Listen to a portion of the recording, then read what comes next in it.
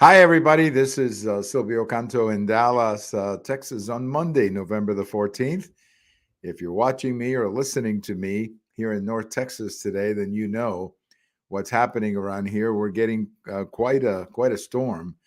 Cold. It's not a storm so much. That's probably not correct, but we're getting a lot of rain and it's very cold rain. So I think winter is finally here and giving us the first taste of winter. Of course, the other thing happening around here is what always happens when the Cowboys lose, particularly when they lose in overtime. There's always a lot of second guessing and a lot of stuff going on, and people around here are not happy whenever the Cowboys lose. And today, they have good reason to be unhappy because the Cowboys, I think, by all accounts, blew a game up in Green Bay. I think they could have won that game easily, but they didn't. But there's something about the Packers and Aaron Rodgers. Whenever they play the Cowboys, it seems like it brings out the best in him. And it certainly did yesterday. So, congratulations to the Packers. They played a great game. Well, the Cowboys, not so well. Let's talk a little bit about politics because I want to share with you some numbers and some information that is pretty interesting about what happened last Tuesday. But let me begin by telling you about a post that I have over at the American Thinker today, talking about why the Republicans did so well in Texas and maybe some of the lessons that the party could learn for its opportunities outside of Texas. It is amazing to me that Texas, Florida, Ohio, Georgia, four big states, four of the top 10 states, all had red waves of one way or another. You had four very successful governors elected or reelected in Florida, in Texas, in Georgia, and in Ohio. These are four well respected governors who are doing a heck of a job. They're running their states in a very efficient way, very productive way. And the citizens of those states rewarded them with real election in huge numbers. In Florida, I think it's 20 points. Here in Texas, 14 points. Up in Ohio, similar numbers. And Georgia, maybe less than 10, but nevertheless, a good reelection for Brian Kemp in Georgia. So the point of my article is that when you see governors who are doing a good job and they're performing for their states and their economies are growing and people are generally happy in the state, that's going to result in a wave. And in this case, a red wave. So another thing, too, speaking specifically of Texas, is that I think that the Texas Republican Party has done a very good job of realizing that they need Hispanic support, and no one has done that better than Governor Abbott. And the Republican Party has focused a great deal in developing ties with the Hispanic community, and it's paying off. It's paying off when you see the growth of the GOP here in Texas among Hispanics. It's doing quite well. So there's a lesson here. There's a lesson from what happened in Texas and Florida and Georgia and Ohio. And the lesson is that if you're a successful governor, you can be reelected and you can bring a lot of your own party along with you, as Governor Abbott and Governor DeSantis did here in Texas. So check out my article. It's over at the American Thinker, and it's called "What We Can Learn from Texas."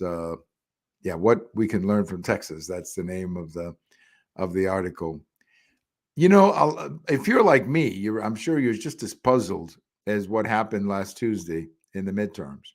Because if you're like me, you were expecting a big Republican night. Why? Because everybody was saying that.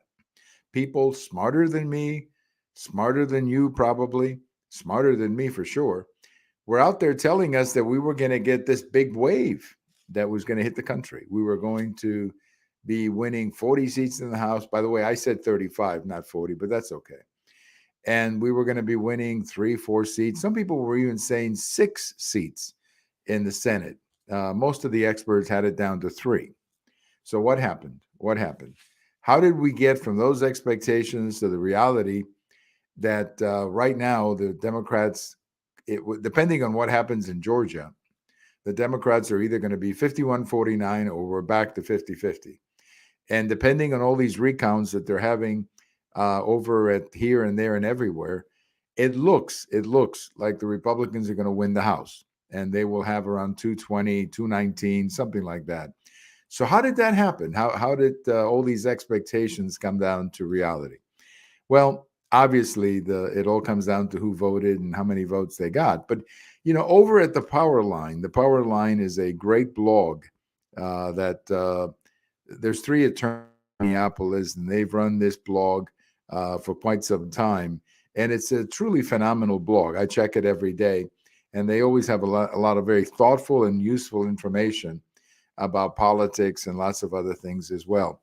Well, they ran an article on Sunday talking about what they thought were some positive things that came out of this election. And I want to share some of them with you because I think they are important to know. The first one is there was, in fact, a Republican wave. More Republicans voted in this election than ever before, and they outnumbered Democrats by 4 or 5 points. So why didn't that translate into more wins? Well, because a lot of it has to do where people voted, like Texas or Florida, and also in terms of the House, because of gerrymandering. Frankly, there aren't that many districts that are competitive anymore. But so clearly, more Republicans voted. So the idea that Republicans didn't vote or they stayed home, that's not true. They actually turned out to vote, and that's a good thing. That's a good thing. That's something to build on as we look to the future.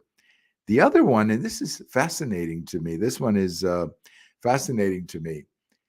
If you break down the electorate by age group, the Republicans won every age group over 30. So every group over 30, 30 to 40, 40 to 50, 50 to 60, 60 plus, the Republicans won each and every one of those groups. What they lost was the under 30 group.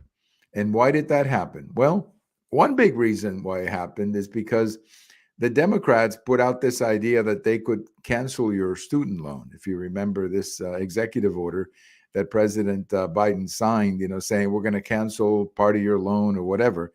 And that was a real turning point. That was a real issue that got many young people out to vote, many of them maybe with college loans or whatever.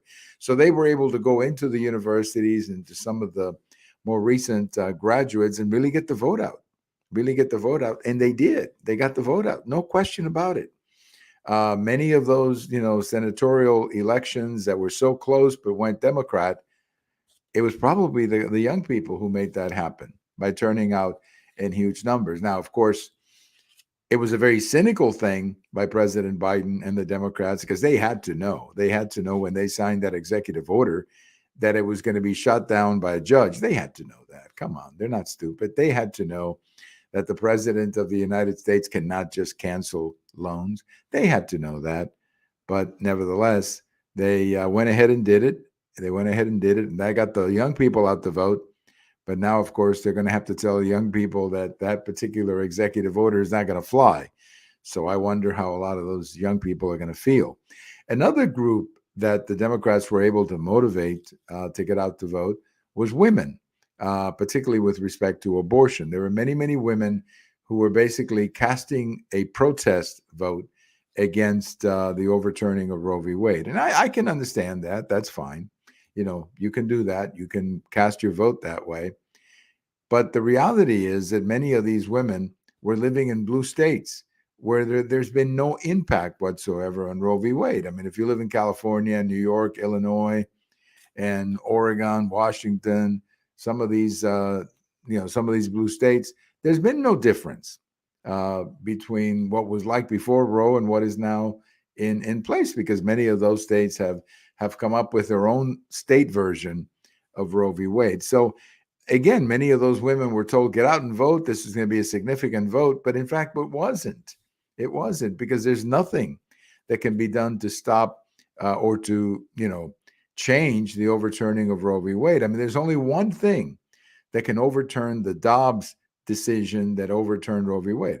And that is for the Congress and for the Senate and for the president to sign an amendment to the U.S. Constitution that says you as a woman have the right to have an abortion. Unless they're willing to do that and then send it to the states for ratification, unless they're willing to do that and put such a such an amendment in the U.S. Constitution. There's nothing that anybody can do at the federal level. They can be done at the state level. The many states have legalized abortion, and that's fine, but it cannot be done at the federal level. But yet, the Democrats, I thought, were very effective politically on the abortion issue and on the college loan issue.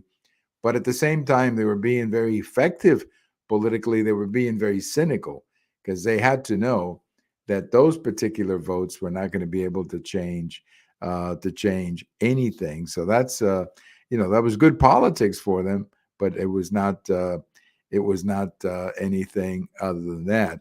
The other thing, of course, that they mention is that Republican governors had a great day. I mean, just about every Republican governor was reelected, and that's that's a good thing, because that shows that people who are governing correctly are going to be able to stick around. So, was it a good day? No. Was it a bad day? Not exactly bad either.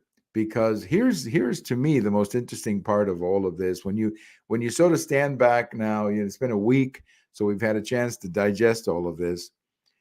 We could, if Herschel Walker can win Georgia, we're right back at 50-50, which is where we were when we started.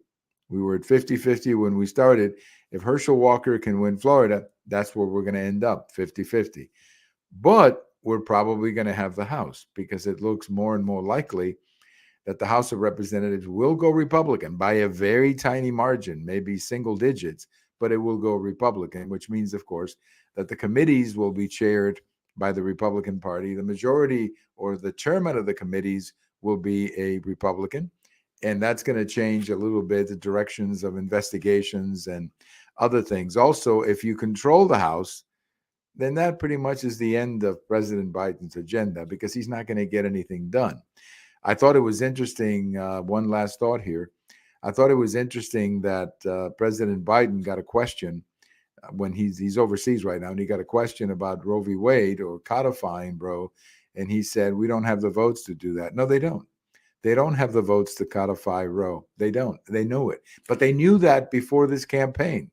And nevertheless, they went out there and told a bunch of women to vote on abortion. So I don't know. I don't know how a lot of those people are going to feel after they realize that they were used in a very cynical way by the Democrats. I wonder how they're going to feel. I don't know. I really don't know. So anyway, we could find ourselves in a situation here in the next 30 days where we have a small majority in the House and we have a 50-50 Senate.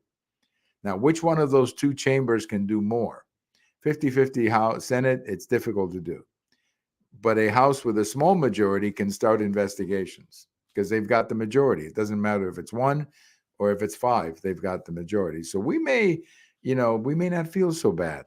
It all comes down, I guess, to Herschel Walker right now. We got to get Herschel over the line just to save a 50-50 Senate. Interesting times, to say the least, that we are living right now.